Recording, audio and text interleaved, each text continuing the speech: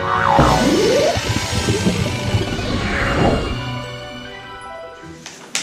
hello.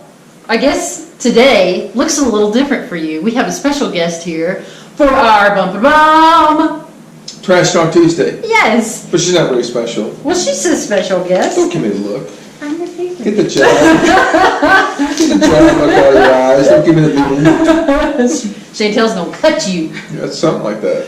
Oh, this is Chantel. So Chantel works with us at both of our clinics, and she's the happy, friendly medical assistant that will help you with whatever it is you come in for. So, but today she's talking some trash. So, are you guys ready for this?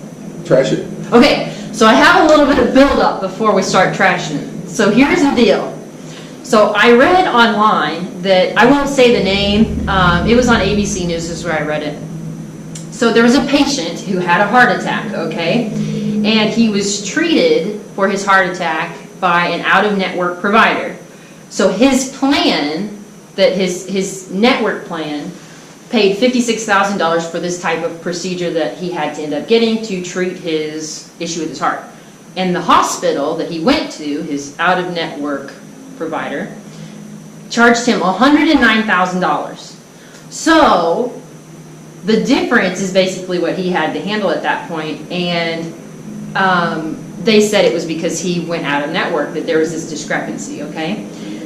So they have these pre-contracted rates, so I'm just filling you guys in. They have these pre-contracted rates, correct? Which is why you can go to a certain provider and get the treatment for whatever price they determine, which wasn't determined with this provider. Anyway, his bill ended up getting reduced down to $332, and there's just all sorts of stuff with it. Apparently also some states are really doing a lot to fight against this, but the big thing is, I really want to trash on how they determine this, and I also want Chantel to tell you a story. So would you like to trash it a little, or hear Chantel's story? Chantel's story first.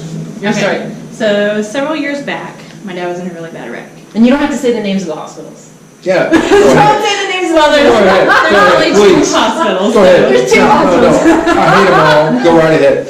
So anyways, there's only two hospitals in Joplin. And at the time it was St. John's and Frankton. Right. So he had to be airlifted.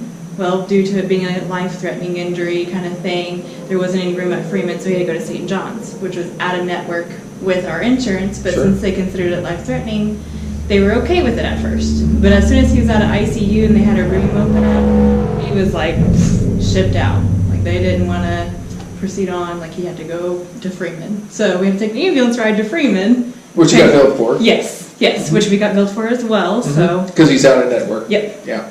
But like the hospital stay part was covered because it was considered life-threatening, and the other hospital didn't have anything. But once they had something available, we were like being billed instantly, pretty much. Yes. So I thought that was very topical for our trash. So what are your thoughts on that? You know, you say insurance, and the hair on the back of my head goes up. And this actually, speaking of those two particular hospitals, years ago, and one of them did heart surgery, that one delivered babies. And there was a fight back and forth, and one hospital decided they're going to start doing heart surgery. Well, the other hospital says, that's fine, we're going to start delivering babies. But, you know, one hospital has what they call a NICU, neonatal intensive care unit. But so if your insurance pays for St. John's and you have a baby, but the baby's not doing well and needs more specialized care, but the baby's real critical and can't afford or is not stable enough to transfer to the next higher level of St. John's facility, which is about 80 miles away, they have to transfer them, just less than a mile away to go to the next hospital. Well, it's not a network. So your insurance company is not going to pay for it. That is wrong. That is total BS. And your state insurance commissioner, our legislator, our governor, does nothing about it. Yeah. And they all suck.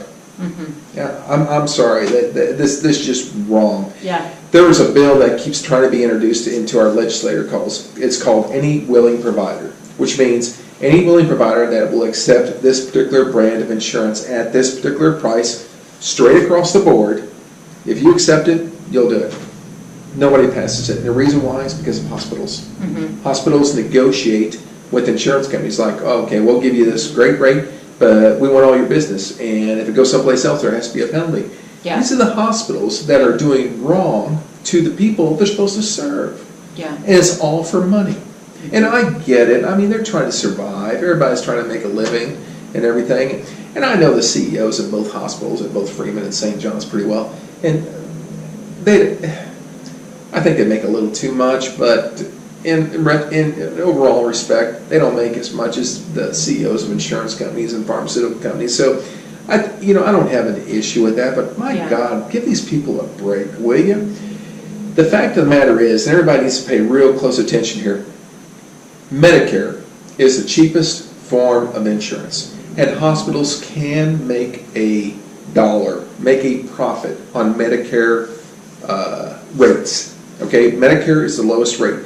You can't really go below Medicare rate because the government gets the best deal. Why? Because they got the most population. It's Medicaid, Medicare.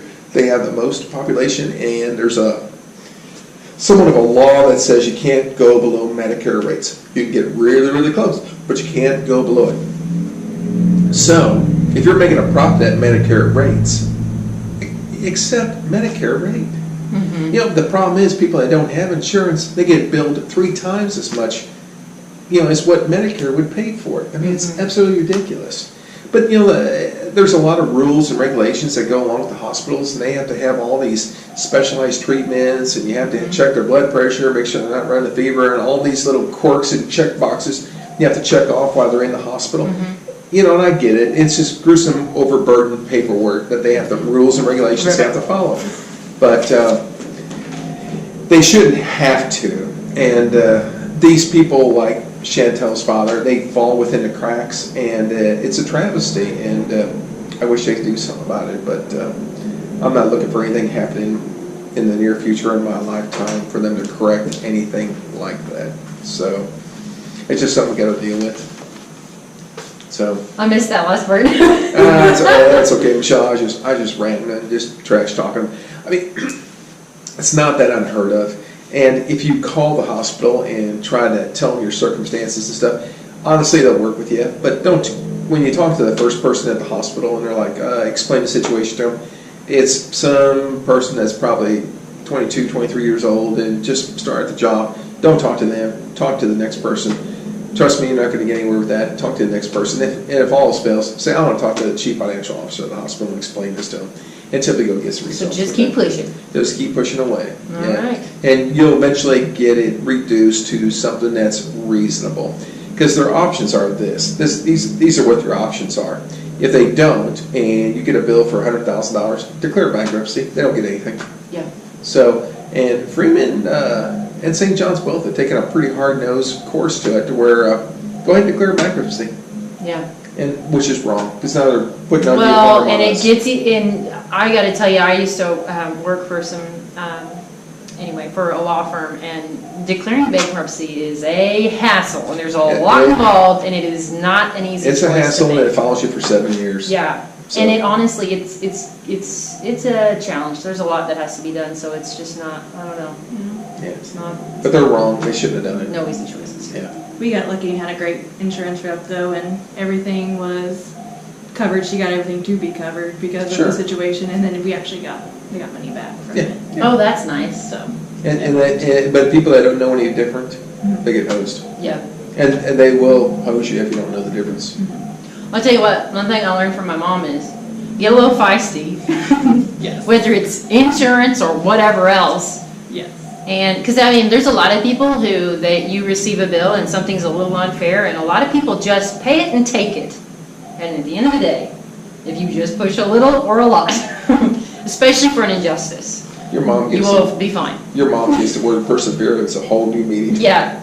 So here's actually the moral story. You need some help, call my mom. She'll take them out. She would. Oh, so what do you think about that trash talk? You think we covered it all? I think we did. Pretty well? Yeah. Have a good Tuesday. Good Tuesday. See you guys. Thanks a lot for watching. Be sure to share this with your friends. And be sure to say hi to Chantel in the comments below, because We love Chantil. See you guys later. Have a great week.